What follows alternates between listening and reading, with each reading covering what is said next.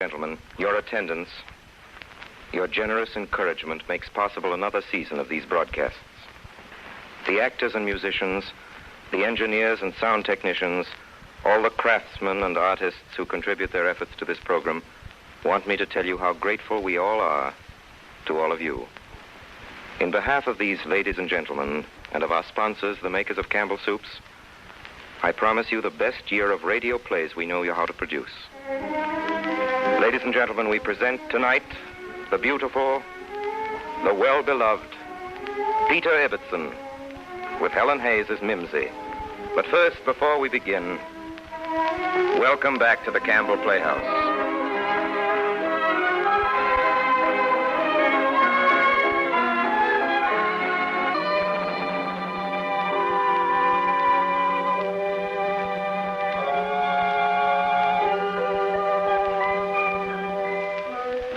My name is Peter Ibbetson. Ladies and gentlemen, you're about to hear the story of a man who was my friend. I have been for many years an object of pity and contempt to all who ever gave me a thought. To all but one. To all but... He died early this year in a cell at Wormwood Jail, in which he'd been an inmate for over 28 years. Contempt to all. He had been originally sentenced to death over the murder of a near relative. Later, this was commuted to imprisonment for life. Yet of all that ever lived on this earth, I have been, I think, the happiest and most privileged. As you will see, as you hear my story to the end. For a great many of the facts you're about to hear, I can personally vouch. Of the supernatural parts, there is not much I can say.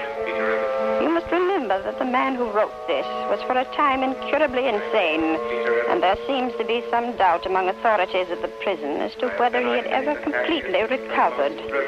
At the risk of being thought to share his madness, if he was mad, I want you to know that I, for one, believe him to have been sane and to have told the truth all through.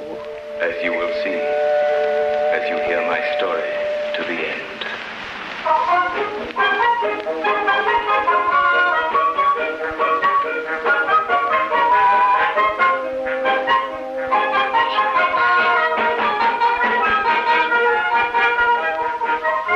Come in, sir. Thank you.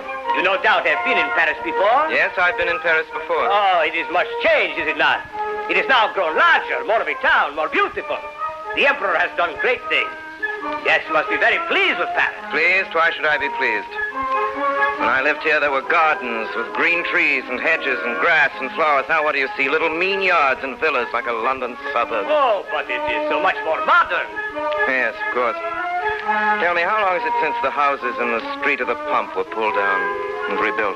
Oh, it is done since a long time. I myself had the hotel here for 4 years. And when I came here already, the old houses, the old, rubbish were already gone. Rubbish, you call it? I see. Now, if you will say what you desire for dinner, we have tonight very special blanket of veal. Thank you. I don't feel like dinner. But, sir, you... Just leave me alone. I'm very tired. If I want anything, I'll call you. Of course. Thank you, sir.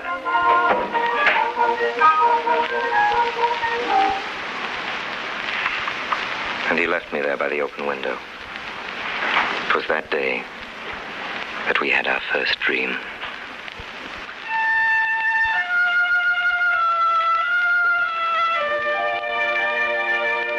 I'd lain there for a while, thinking of all the things that I'd seen that day, and remembering my life as it had been in London and here in Paris when we were children. I'd lain there by the open window, I can't tell you how long, remembering the years gone by, that beautiful French garden under the warm June sun where I began my conscious existence.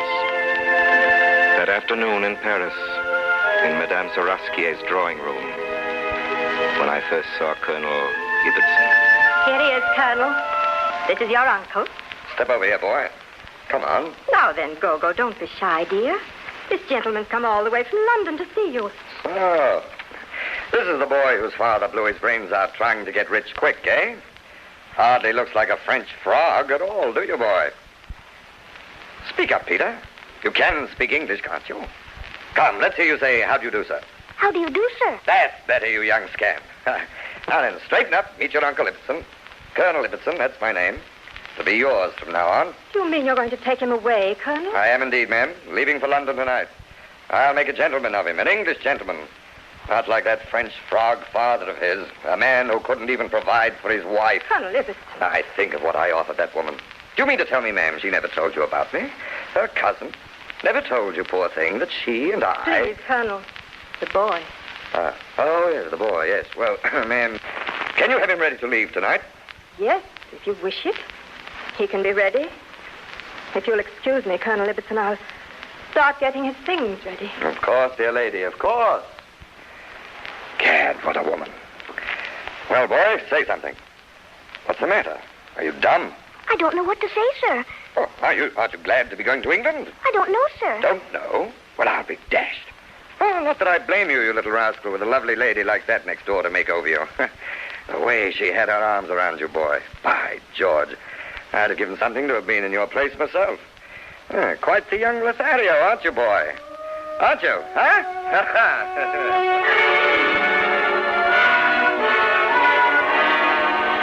And so, on a beautiful June afternoon, sweet with roses and lilac and gay with dragonflies and butterflies and bumblebees, my happy childhood ended as it had begun.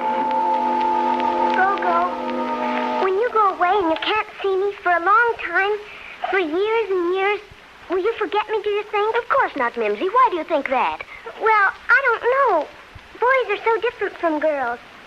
I expect you'll remember me all wrong if you don't forget me altogether. Oh, what rubbish you do talk. Go. You must come now, dear. I don't want him to go. Come, dear. Mother, I don't want him to go away. Go.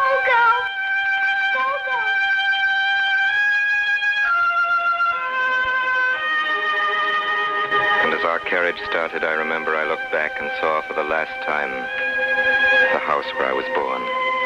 And standing at the iron gate, I remember Mimsy, with her thin, pale face and close cropped hair, sucking her thumb, trying not to cry. A moment later, our carriage had turned the corner, and they had vanished forever. And so it was that I left my childhood and went to England with my uncle. And there I lived for 12 long years until that day in June, the day of our first dream. I came back to Paris and fell asleep by the open window in that little parlor of the Tête Noire Hotel. I remember it was evening, Sunday evening in Paris. I'd seen it over and over again, just like this in the old days. From where I lay, I could see the cafes in the little square between the bridge and the park.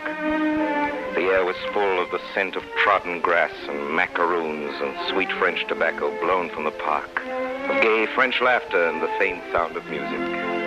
12 years I'd been in England while my uncle tried to make a gentleman of me. An English gentleman like himself. On my 21st birthday, he'd sent me to his tailor for a dress suit. After that, he took me out with him into society. That was where I met her. I was at Mrs. Dean's. Mrs. Dean was a lady to whom my uncle was at the time especially attentive. Mr. and Mrs. Herbert Drake, the Duchess of Towers. Why, Mr. Ibbetson, what's the matter? What are you staring at? That lady. That lady who's just come in. Oh, so you too, Mr. Ibbetson. You've fallen a victim to the epidemic of admiration. Who is she? Don't you know? That's the Duchess of Towers. Duchess of Towers. Have you never heard of her? She's one of the kindest and most beloved women in London. Dear Mary does so much good. Yet her own life has been very sad. I don't understand. She married the Duke of Towers, somewhere abroad, I believe. He was charming enough for a while. Now there's no one in London will speak to him. Yet she remains so loyal to him. Come, let me introduce you to her. I want you to know each other. She's really one of the most charming and delightful women. Charming evening. I heard that the Grace was in London, that's why. Oh, Grace, it's a wonderful thing you're doing, that new hospital you're found. Oh, thank you. You're so kind. If you only knew what happiness it gives me. I'm so glad you were able to come. I wanted to see you, my dear. Mary, I want you to meet a young friend of mine, Mr. Peter Ibbetson, the Duchess of Towers.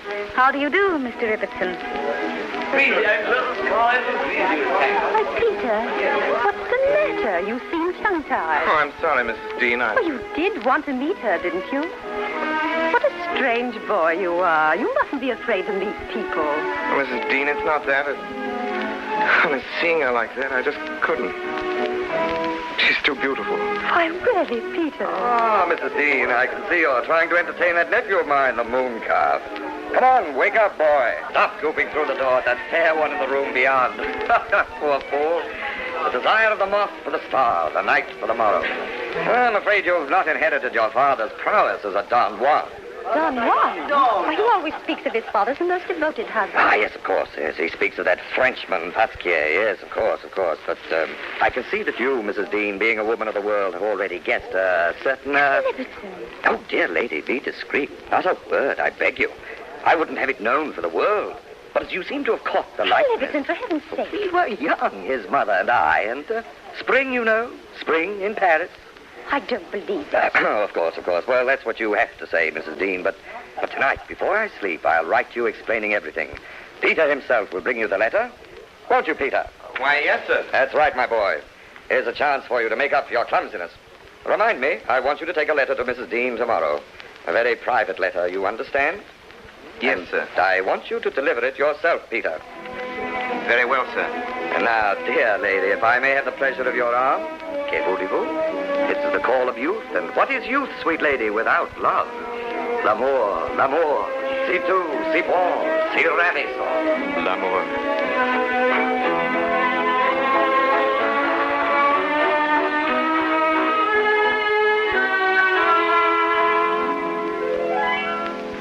I'd left my uncle's house after that, left it determined never to return. And I was back in Paris. So it was that that evening, tired and saddened, I'd come to the hotel. I lay there by the open window with evening coming on, thinking sadly of things I'd seen that day. A crumbling wall, a stump of a tree, a rusty iron gate. All that was left of my dear, familiar world. From below, I could hear the noise of laughter and the faint sound of music. And down the street, an open carriage was driving towards me, coming closer and closer under my window. There was a lady in the carriage by herself, and as she glanced up at my window, for a moment, as in a flash of summer lightning, her face seemed to light up with friendly recognition, with a sweet glance of kindness and pleasure and surprise, a glance that pierced me like a sudden shaft from heaven. It was the Duchess of Towers. And a moment later, the carriage was out of sight. I lay there a long time by the open window. In the square below, the voices were still, and it was getting dark. And then it was that I fell asleep. Perhaps it was my weariness, or the heat of the thunder in the air, or the strange sound of the distant, familiar music. Mr. Ibbetson? The Duchess of Towers. Come in, Mr. Ibbetson. Oh, I can't. The gate is closed. The gate isn't closed, Mr. Ibbetson. You only think it's closed because you're not dreaming true. Don't be afraid. Give me your hand and come in with me. You see, it's so easy. It's an old iron gate to a garden, that's all. Am I awake or am I... Oh, it's so strange. I know I'm asleep. Lying by the window in the parlor of the inn. Yes, and just now from your window you saw me driving by. So don't be afraid. And of course you're asleep, Mr. Ibbetson, and dreaming. Otherwise I'd not be talking to you like this, you may be sure. Hold my hand, Mr. Ibbetson, and come with me. Now. What do you see? I see a garden. I hear someone playing. You know that tune? I seem to have heard it before.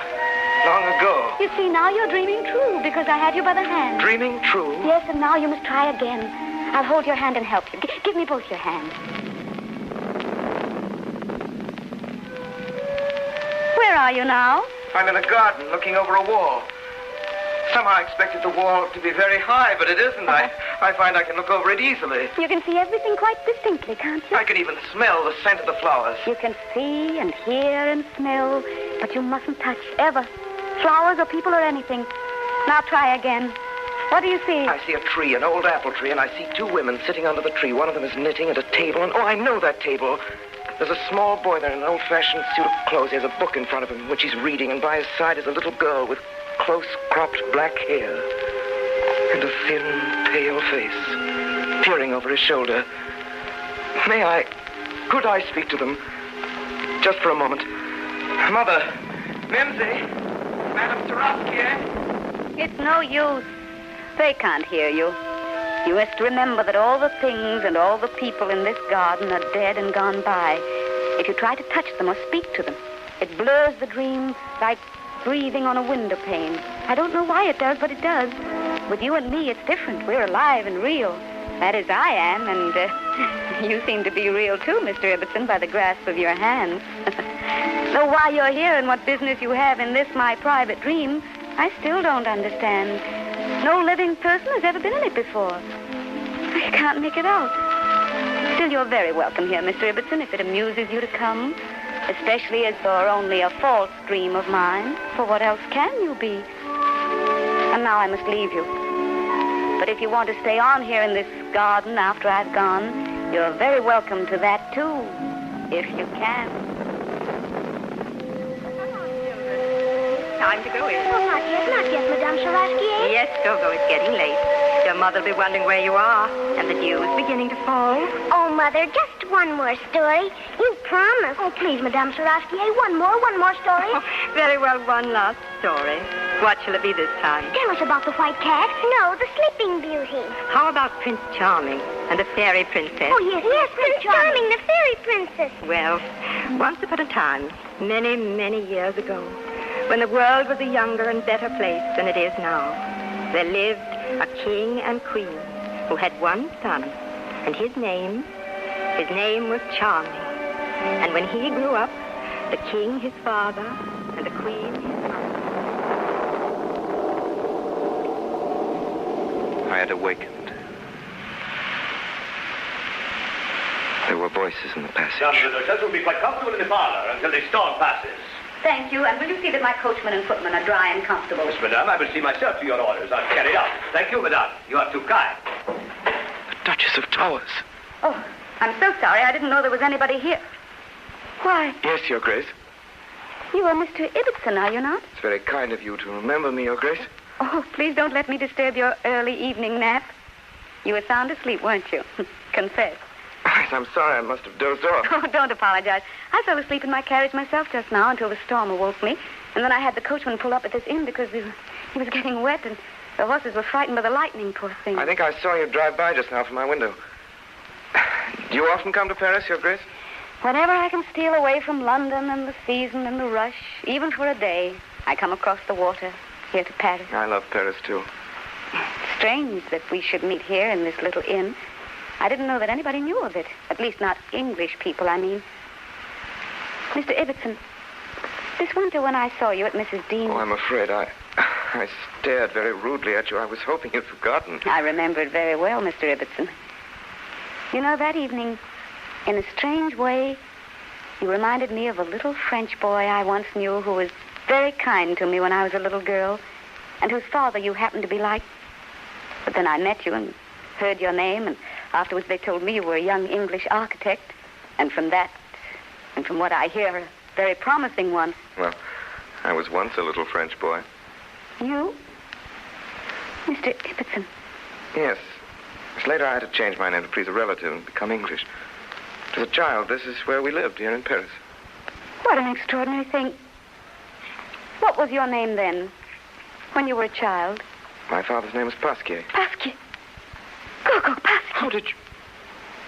Don't you know who I am? Gogo. You're... Yes. Mimsy. Mimsy Sarofsky. Oh, my dear. My dear. So it was our garden you were looking for, and our house. It's all gone, Mimsy. All pulled down and built over and changed. I know. It drove me nearly mad, and then just now I saw them all again, and... Oh, no, that's foolish. That was a dream. A dream? I'm trying to remember what happened. I came up here. I was tired and disappointed. I sat by the window there, and then you drove by in the street below. Yes. It got dark, and there was thunder in the air. Then I must have fallen asleep, and I suppose it was seeing you just before that. But I dreamed I was in our old street, and I just got to the avenue gate, and the gate was closed. And then suddenly you were there. I was there? Yes, in my dream. And then you came towards me. I came towards you and held out my hand and told you that you were not dreaming true. I couldn't quite make out what I was doing in your dream, and you gave me good advice. About not touching anything or picking the flowers, or the dream would blur. Mr. Ibbetson, It's not possible. Two people can't have the same dream. You led me inside and you told me how to dream true. And you showed me the garden. And my mother was there. And your mother and you and I as children under the tree. Mr. Ibbetson. Oh, please, Mimsy, don't Mr. go. Ibbetson, I can't tell you what it has been to me to see you once more.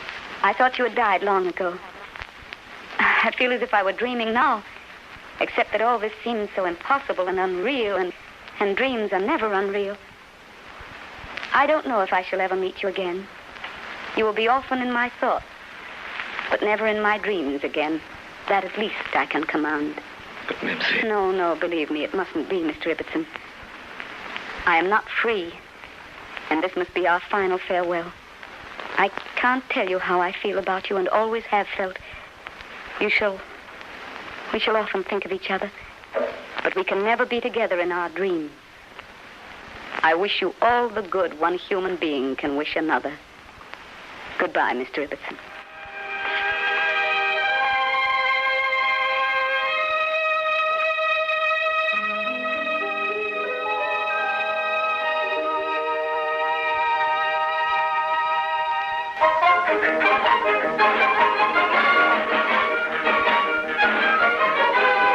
You are listening to the Campbell Playhouse presentation of Peter Ibbetson, starring Helen Hayes and Orson Welles.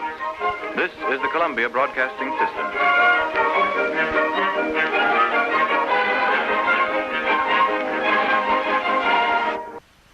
Now we resume our Campbell Playhouse presentation of Peter Ibbetson, starring Helen Hayes and Orson Welles.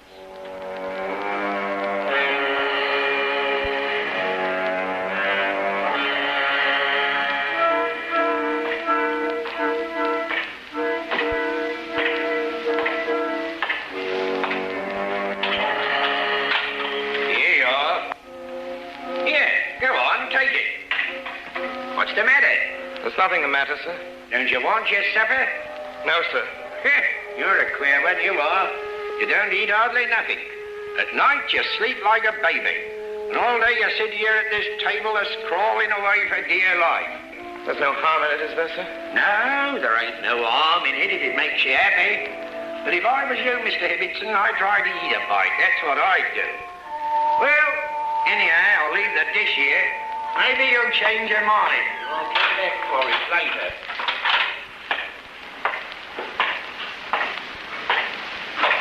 So. Now I'm alone again. And go on with my story. You know about my enchanted youth and of the garden in Paris where Mimsy Sarusky and I played as children. I've told you of my coming to live in England with my uncle, Colonel Ibbetson, of my return to Paris, and of my strange meeting with the Duchess of Towers. Now, with an unwilling heart, I must come to the great calamity of my life. Soon after my return to London, I called one evening upon my friend, Mrs. Dean. Why, Peter, you're back. Where have you been? In Paris. I returned this afternoon. You left so suddenly. Is it true you and your uncle quarreled? I'm afraid so. I'm so sorry. To tell you the truth, I've been feeling rather sorry about it myself.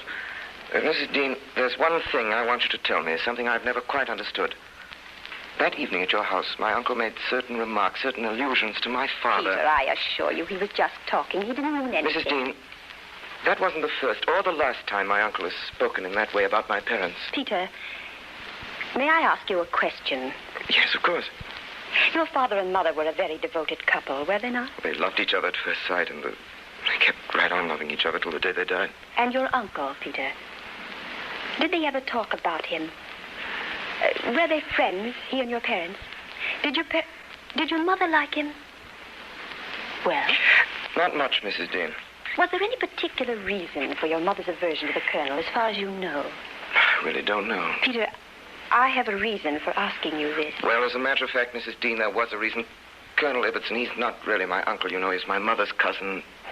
He'd once been infatuated with my mother, rather desperately so, and she had to refuse him 3 times before he gave up and went abroad to India. Later, she met my father, and they fell in love. Peter, do you know the exact date when your uncle went to India? Oh, yes, certainly. He sailed with his regiment, the 43rd, 15 months before I was born. That's what I thought. Then he isn't your father. What did you say? Your uncle is a villain, Peter, and a liar.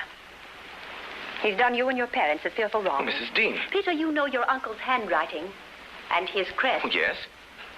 But do you remember bringing me a letter from your uncle the morning after you were at my house? Yes, I remember. Well, this is the letter.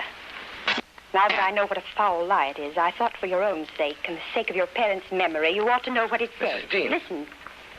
Here's what he writes. Poor fellow. Charming but foolish.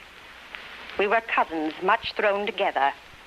Both so young, and one so beautiful. Happily, an unsuspecting Frenchman of good family was there who had loved her long, and she married him just in time.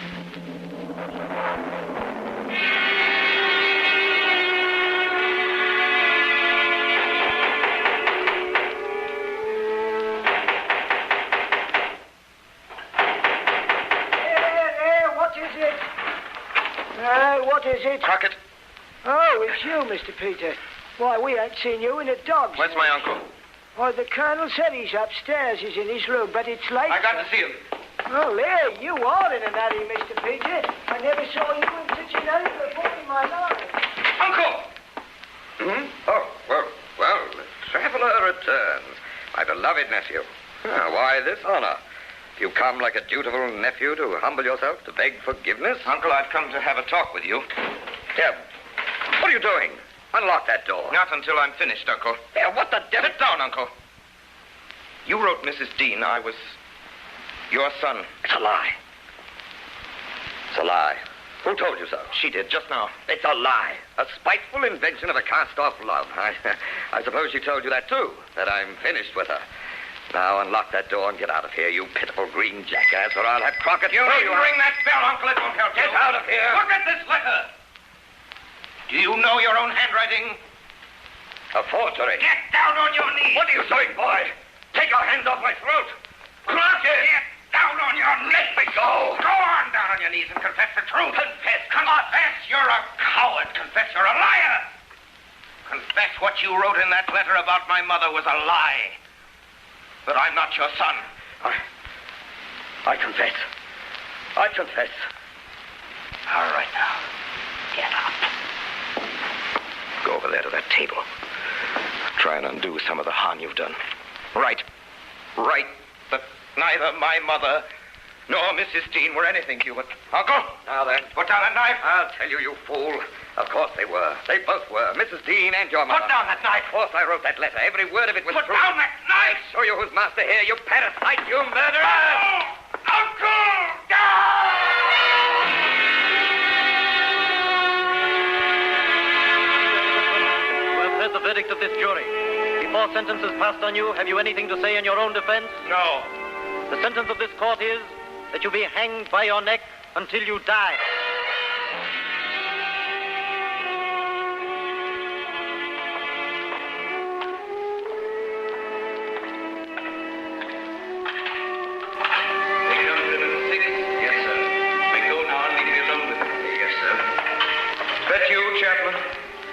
I'm glad you've come.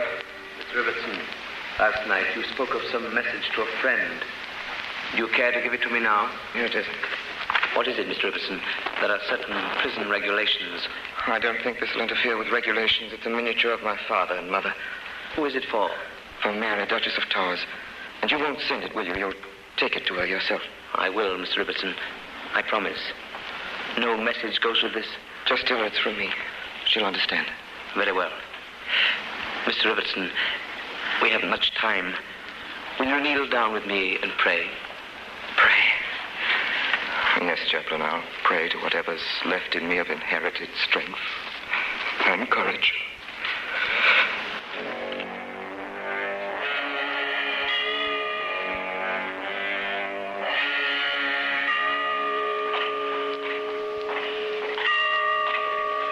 This is the way, then. Down this way. Is this his son? Is he in here? What's that? Oh, don't let them come in. Let me alone, I beg you. Let me alone. It is. Chapman's with you. It's the governor. Come in, sir. And you, ma'am, come in. Peter, we have good news. Tell him, sir. Mr. Ibbetson, the Home Secretary has just commuted your sentence to life imprisonment. No! Ibbetson. I tried to be brave. I tried tried to keep my courage up by thinking of the time I was going to die. Oh, Peter, you mustn't take it this way. You think you're being kind, but you're not. You're not. May I be alone with him, do you think, for a few minutes? Well, Chaplain and I will wait out. Oh, thank you very much.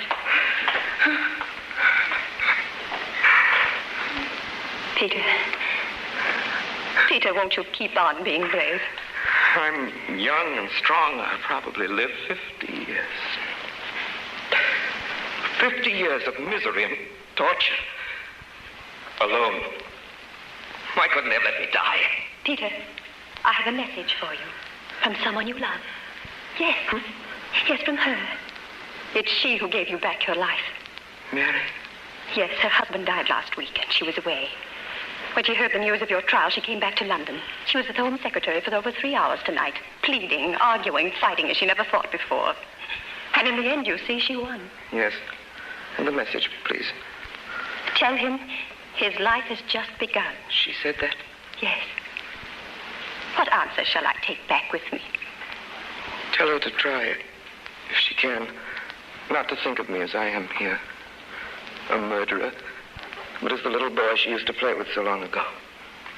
Is that all, Peter? Yes, that's all. Now I must leave you. Let you have some sleep. Lie down here. You're so tired. I couldn't. Oh, but she wants you to. Oh, I forgot. That was the rest of the message. Tell him to sleep and dream true. Dream true? She said you'd know what she meant. Mimsy. What's that? Nothing. I'll try, Mrs. Dean. I'll try to sleep. There now. Let me put this rug over you. There. We can't have you catching cold. Thank you. God bless you, dear boy. Sleep and rest. Thank you. I'll come again. Often. Mr. Ibbetson, so at last you've come. Mary. I've been looking for you and waiting for you here. Why haven't you come sooner? Oh, I suppose you couldn't sleep, or you couldn't dream. I've tried so hard. Ever since that terrible night, I've not been able to dream true, not once. Poor Peter. Mary, I swear to you by all that I hold most sacred, by my mother's memory and yours, I never meant to take my uncle's life. As if you need to tell me that. Look, I'm holding your hands, and I can see into the very depths of your heart. Mary, he came towards me with that long knife, and he went down, and I struck him again and again. Hush, hush. Each time I pass my hand across your brow, I wipe away some bitter memory, you see. Listen. No, the Sleeping Beauty. How about Prince Charming and the Fairy Princess? Oh, yes, Prince Charming. Fairy Princess. Well, once upon a time, many, many years ago, when the world was a younger and a better place than it is now, there lived a king and queen who had one son, and his name was Charming. Do you hear? His name was Charming, and when he grew up... I'm a failure. My life is finished. Hush, hush. Give me your hands to No, hold. it's true. It's true. All those high hopes we had when we were children, all crumbled to dust. I wanted to fly up in the sun, because you asked me to. I wanted to succeed beyond all men because you wished it. Peter. There never has been anyone in the world but you. Never a ghost of a woman. Never even a friend until that night when I first saw you in London. Till then, I scarcely lived at all. I fed on scraps of remembrance. I was waiting for Mimsy to come back again. And when she did come at last... Oh, for a time I was too blind to recognize her. And now I don't know which of the two has been the sweetest. You or she. Both have been my life. And shall be, Peter. And shall be. Charming and the beautiful Fairy Princess were married and lived happily ever afterwards. And that, my dear, is the end of the story. Now, come on, children. This time we really are going home. Go, you take the basket.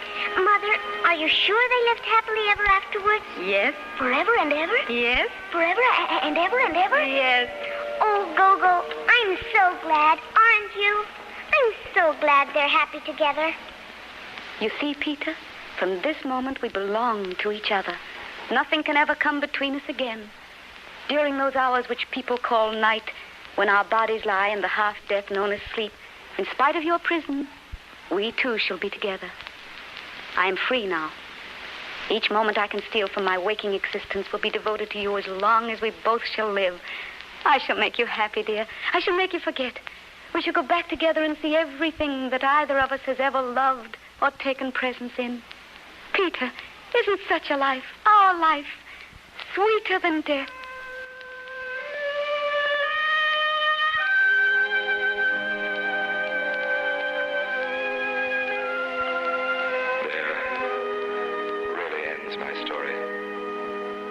Little has happened to me in the 25 years that have passed since that fateful morning.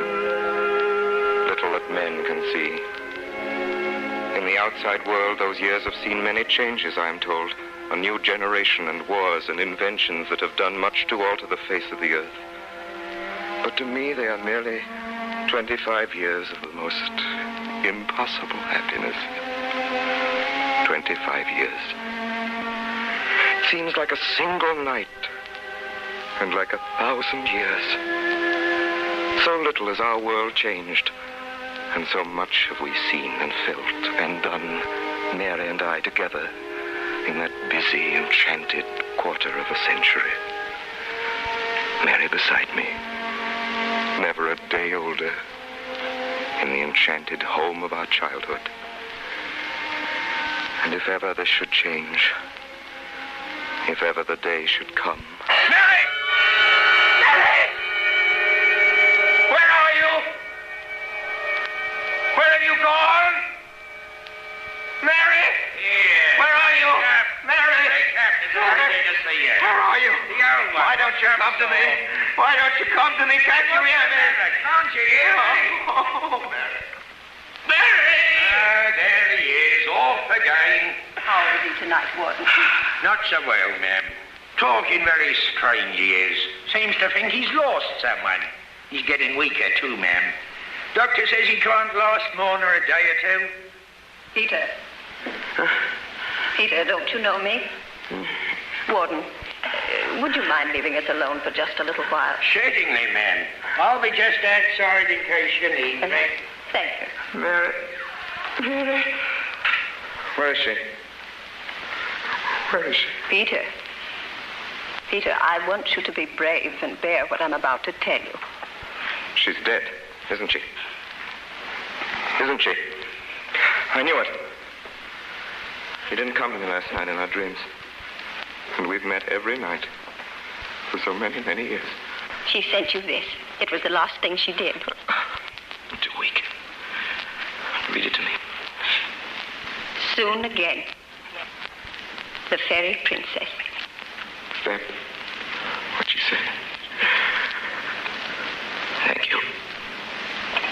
Soon again. Soon. Oh, I'm so tired, so tired. If I could only see them once more. The garden and the flowers and Madame Sarasquier playing. So tired. So tired. Peter, didn't you know I was near you? Mary, you've come back to me. Oh, my darling. I couldn't have waited any longer. Hush. I know all you've been through, Peter, by the touch of your hand. Does the touch of my hand tell you nothing? Only of your great love for me. And that's enough. You've no idea how difficult it has been for me to come back to you, Peter, even for a few moments. And even now I can't stay very long. It's like holding on to the windowsill with one's wrist. But since you died, Mary, I haven't had one single... Every thought you had, my love, since I died, I know already. You will know it. You will feel it. All in a moment, just as I did. And the world, the foolish world, will call you dead.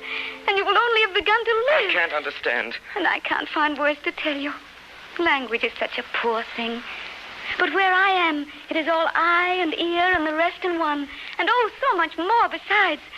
Where I am, I hear the sun shining on the earth and making the flowers grow. And the birds sing and the bells pealing for life and death. Happy, happy death. If you only knew it, Peter. The sun is shining on moons and planets, and the very stars are singing. What does it all mean? It means, Peter, that nothing is lost. Nothing. We on Earth are only poor little grubs. Our body is the cocoon we spin ourselves from our early life. That's what we are, Peter. Memories that never die. And shall we be happy? As happy as we have been? We shall never be parted for a single moment. That's all I want. And think of it. Here there are battles to be fought and races to be won, but no longer against each other. And the good and the bad and the worst and the best are all mixed up. Only the good comes to the top and the bad goes to the bottom. Out of sight and out of mind, forgotten. And everywhere about me, there seems to be an ever-widening where perfection is. In a moment you will wake and I must leave. Oh, don't leave me, dearest. Too very soon. Goodbye. Oh, no. No. But not for long. There's no sadness in bidding you farewell, because I know that you will come to me. Time is nothing. A few hours till the dawn breaks and the shadows fly away. Don't go, Mary. Mary, help me. I can't see. It's dark all around me. Mary. I know now what she meant. About the darkness, the shadows, and the dawn. The light. The light. My friend Peter Ibbetson died in Wormwood Jail at the age of 67. After his death, I had the melancholy satisfaction of seeing him in his coffin. The splendor of his dead face as he lay there will haunt my memory until I die.